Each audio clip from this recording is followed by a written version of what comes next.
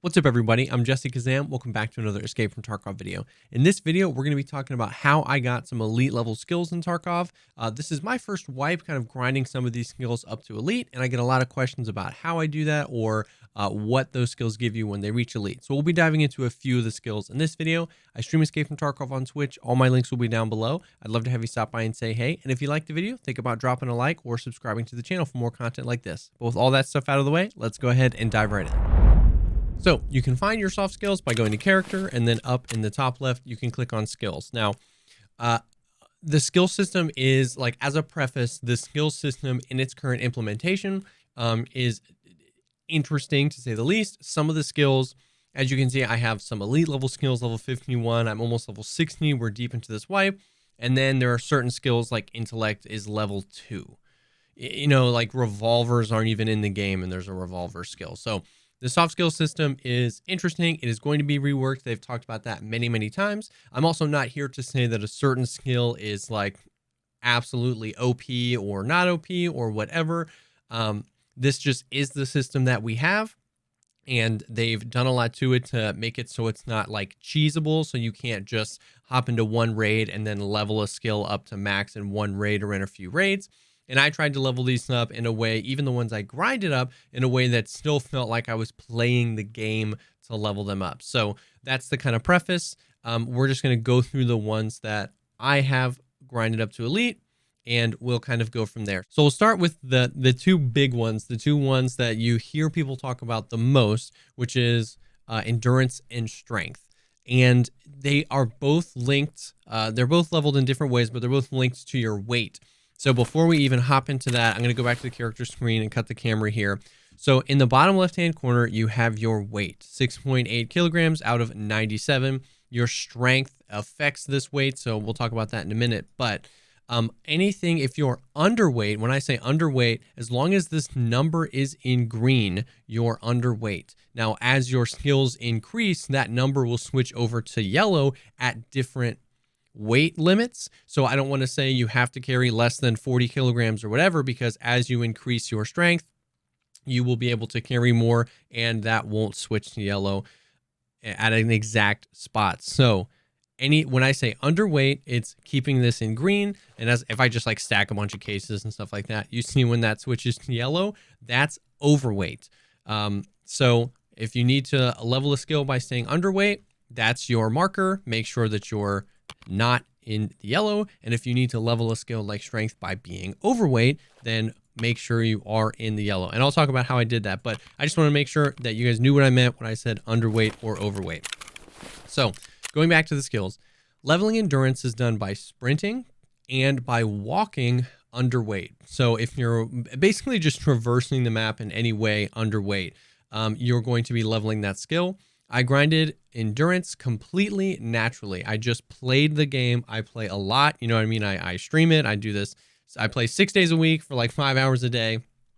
And I got endurance completely naturally. Now, basically what this does is it just increases your stamina and stuff like that. So 150% increased stamina. The jump stamina is decreased. You can hold your breath for longer. Your hand stamina is longer. All of that stuff. There isn't anything that like happens when you hit 51. You just get triple the stamina. It incrementally increases over time. And when you hit elite, that's just your max stamina. Strength is the kind of the buzz skill because it is very powerful when you get it all the way up to elite level. You level strength by meleeing somebody or throwing grenades or walking or being overweight. And so once again, you have to be in the yellow at least. The way I did it and how it was done was as long as you're in yellow just by even like 0.1 kilograms, as long as you're in the yellow, you are going to be leveling it. It doesn't scale. The heavier you are, it doesn't level faster. It's just once you're in the yellow there, you're going to start leveling up strength. And I found that that was the best and most consistent way to level strength, as opposed to buying a bunch of grenades and throwing them all the time, or going in with a buddy and meleeing somebody.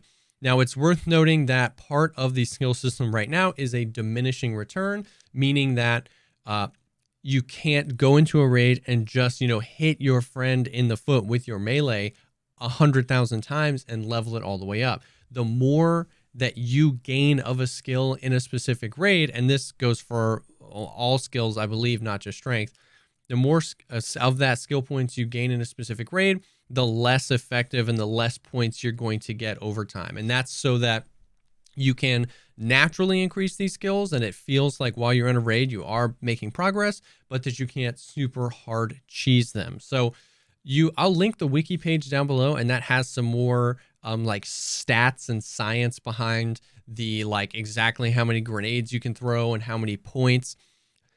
I leveled strength by, instead of like mastering the algorithms of how much, I just wanted to make sure my character was always overweight.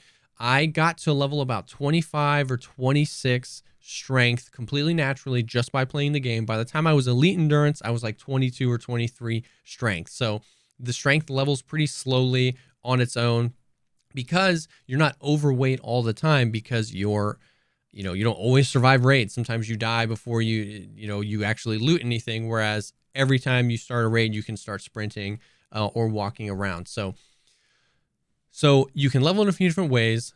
Being overweight seems like the best way to do it, in my opinion. And so what I did was I filled a docs case full of SAS drives, not SSDs, but SAS drives, which you can see in the flea market. This does obviously cost money. I filled it with, I think you can take 16 of these, and I put that in my secure container, because between the weight of the docs case and the 16 SAS drives inside, it was about 13.5 kilograms. So I just had this in my secure container all the time. So whenever I built out a kit, I just had an additional 13.5 kilograms every time. So that helped me get closer to overweight.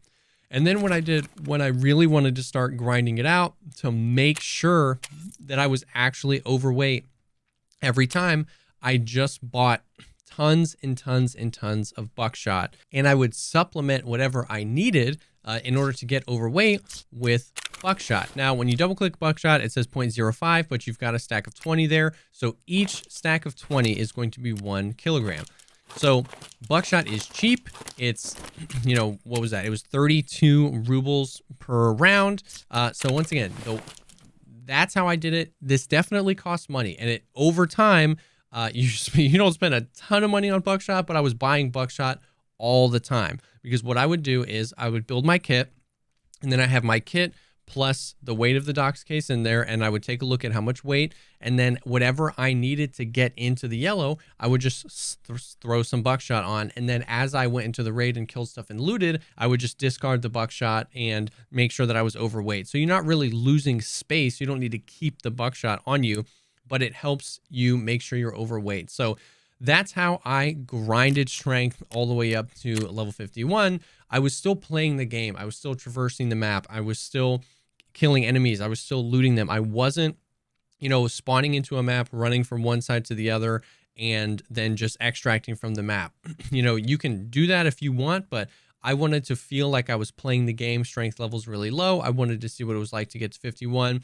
So that's how I did it. Docs case full of SAS drives, supplementing with some buckshot. It does cost money, definitely an initial investment if you don't have a docs case, if you don't have the SAS drives, or if you don't have space in your secure container, that can be rough, but that's how I did that. So elite strength gives you a ton of stuff. It increases your jump height, it increases your carry weight, it increases the melee strike power, it increases your just movement speed, your walking speed. It increases the throw distance of grenades. Aiming drains less stamina, so when you're ADSing. The elite perks are pretty crazy. You have a chance to deal a critical melee strike, which it's just like a critical strike. It's going to do a ton of damage. I don't really melee people that often. But the big one is the weight of your guns on your back and sling is not counted. So I'm going to cut the camera again so we can show a little bit of this. So as you can see, when I put my helmet on, it does not increase my total carry weight. When I put my contacts on, it doesn't increase the weight. When I put my gun on, it doesn't increase the weight. Armor, the rigs do. So anything on your body here is not actually going to factor towards your overall weight. So now that you're level 51 strength, it is going to be much, much, much harder to get overweight and to encounter those mechanics in game. Now that I'm at elite strength, I've had raids where I've got a raid backpack full of loot. I mean, to the brim, TV rigs filled with stuff, armor, and I'm only at 50 kilograms and I'm not even overweight yet. So, once again, you think what you want about the skill, the speed, the jump height. It's definitely seems almost like arcadey, almost Call of Duty at that. When you get up there, the throw distance of stuff, like it's all pretty intense, but it is a really, really hard skill to level. So, and takes a long time. So I'll let you decide what you like or dislike about that. But those are the two big ones, elite endurance and elite strength. It's also worth noting before we move on that your skills are actually grouped into types of skills. So you can like show this drop down here and see physical skills, combat skills, special skills, and practical skills. And that's actually an important thing to know because you can use certain things like, for instance, the FP100 filter, which you can find these in a raid. I believe you can craft them as well. You can buy them off the flea market for like 350,000 rubles. And if you have your hideout upgraded enough, you can slot these into the air filtration unit, and that is going to give you a 40%, I believe it's, 40% boost to your physical skills.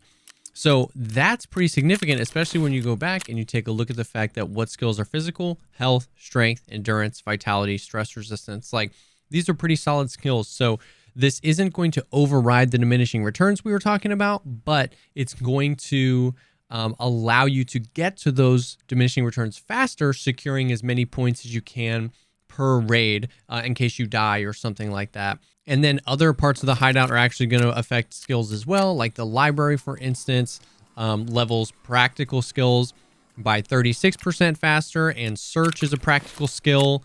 I'm pretty sure, yep, search is a practical skill. So stuff like that can help. It's worth noting that the hideout can play some part in this as well. Now, I've managed to elite search, perception, and health as well. So we'll kind of like briefly go through those because those are much less, they affect your gameplay much less. Health is, you train health by just getting skills in strength, endurance, and vitality. That, like, there's nothing specific you can do to increase your health level. So as you increase these things, you're just going to max that out. It decreases like energy consumption and your hydration. That stuff will deplete slower. The elite perk is that you absorb less damage, but that is not working as I understand it, which is kind of good because I don't think that a PMC should just take more damage. I don't know. There's not really a lot of information about that, and I haven't noticed anything. And then I even checked the wiki and it said that it wasn't working. So I don't think it's working. Elite perception is pretty cool. It increases your hearing distance, which can definitely kind of give you an edge in battle. The loot detection radius, and the elite perk is that you have a little dot in the middle of your screen when there's loot nearby. Now, it's not like a huge range or anything, but it can definitely help you pick up stuff that you didn't know was there on the floor, or if there was something on a shelf that you weren't sure was there. This is going to help you kind of know that. It's a pretty cool thing. It's not like a game-breaking thing, but it's pretty cool. Now, perception is leveled by taking loot and putting it on your person. Perception, attention, and search are all kind of linked skills because they all have to do with searching and with loot. But the breakdown is perception is leveled by actually putting loot on your body. So picking it up, loose loot, or when you search a container, you can't just search the container. You have to put that loot in your bag or on your person. So a great way, this I did completely like naturally. Once I started getting up to like higher skills, 30s and 40s, I was like, I just made a more intentional effort of everything that I was looting, everything that I was searching. I would just control or alt click it onto my person and then immediately discard it if I didn't want to keep that thing. So that's a way that you can kind of like power level this, but you just have to put loot on and you're going to level this eventually. Attention is leveled by uncovering loot. So every time you search an item, you're doing a small amount in attention. I don't have the elite skill of attention. This level's much slower, but the elite skill is that you have a chance to instantly search a container, which is pretty crazy when you're looting like a person with a backpack and you have a chance to just instantly search everything. You're saving yourself a lot of time. So perception is when you're searching loot, you have to put it on your body. Attention is uncovering loot when you're searching containers. And then search, you level search by completing searching an entire thing. So if you search a file cabinet and it has it actually has 4 different cells in there, if halfway through, if you've revealed that it's, a measuring tape and a Cricut lighter, and then you back off of that, you're not getting search skill. So it's not every time you uncover something, that's attention. Search skill is you actually have to search an entire thing, the whole jacket, the whole filing cabinet drawer.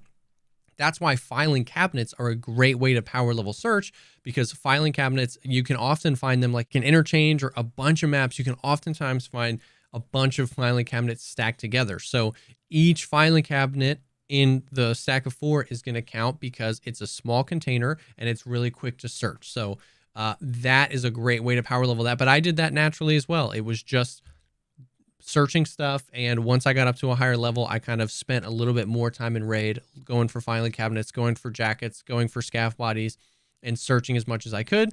The elite search skill is that you can search 2 things at the same time, which only really comes into effect when you're searching a body. You can search their pockets and their backpack at the same time, which is really nice. According to the wiki, as you level up the search skill, nothing happens. You're not searching any faster. That's according to the wiki. I haven't done like specific tests. It doesn't feel like you search any faster. And then once you get to elite, you can now search 2 things. So that's pretty cool. That's definitely a nice skill to have when you're looting. Some of the other notable ones are like recoil control, which is just, shoot a lot.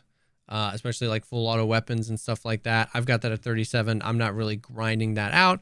And then of course, each gun, assault rifle is, you have to use assault rifle, sniper, you have to use sniper. The reason people like to grind that up is the recoil control skill. Like even at level 37, it improves my recoil control by 33%. So you've got the gun stats, and somebody with level 1 recoil control and me with 37 and someone with level 51, we can all have a gun with the same stats and the recoil will actually be different.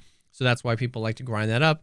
Recoil is kind of broken up into 2, horizontal and vertical. And the recoil control skill is minimizing the horizontal recoil, and the gun skill, so let's say assault rifles, is minimizing the vertical recoil. So as you increase the assault rifle skill, if you use assault rifles a lot, like you can see at level 14, it reduces weapon recoil by 7%. That's having to deal with the vertical recoil, and recoil control is with the horizontal recoil. So as you can see, as you level them both up, you're really starting to get like laser beams, which is once again up to you to decide if that's a good thing or not. So those are the skills that I've grinded up, how I did it, and what they do for your character. There's a lot of skills here, and there's a lot of information about these skills. I definitely recommend that you check out the wiki if you have any questions about any one of these skills. Like we said, these are going to be overhauled. These are going to change a lot, but it's pretty cool to see how they work and how they affect the gameplay. These are kind of the ones that affect your gameplay the most. Other things will definitely affect the game in small ways, but these are the skills that people often grind for and can affect combat and in-raid searching and stuff like that while you're there. So I hope that this helped and maybe answer some questions, maybe gave you a way to grind a skill if you want to, or something to do now that we're later in the wipe. So yeah, I hope that this helped you learn a little bit more about Escape from Tarkov. Thank you so much, as always, for taking the time to check out the video. If you have any questions about this, or if there's anything I missed, please drop a comment down below. Like I said before, I'm going to be linking the wiki down below, which is a great resource for this stuff. This stuff changes relatively frequently and will change a lot in the future. So definitely check the wiki out for the most updated information. If you liked the video, think about dropping a like or subscribing to the channel for more content like this. Like we said before, I stream Escape from Tarkov on Twitch. All my links will be down below. And if you're looking for people to play with, we have an awesome Discord community, Tarkov veterans, Tarkov new players. We've got almost 4,000 people in there now. It's an awesome place to be. That link will be down below as well. Thank you again for stopping by, and I will definitely see y'all on the next one.